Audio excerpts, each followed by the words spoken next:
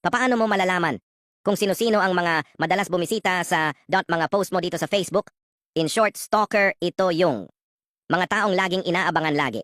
Ang bawat post mo sa social media, pero never nagre-react. Punta lang po sa inyong Facebook. Pagkatapos ay pindutin ang profile.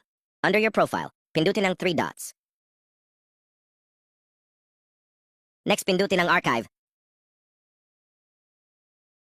At under archive, pindutin ang story archive. Pindutin ang settings. At pindutin naman ang save all story settings. Pindutin ang who can see your stories. From public po ay ilipat lang natin ito sa customs. At ayan na po ang mga dumalaw sa Facebook mo. Maging ako ay nagulat sa mga nakita kong napadalaw sa aking Facebook. Subukan nyo na po at para makita nyo kung sino-sino nga ba ang mga in-short stalker mo. Sana may natutunan na naman po sa ating bagong tutorial video. At huwag kalimutan mag-follow, like, share, and subscribe. Thank you for watching.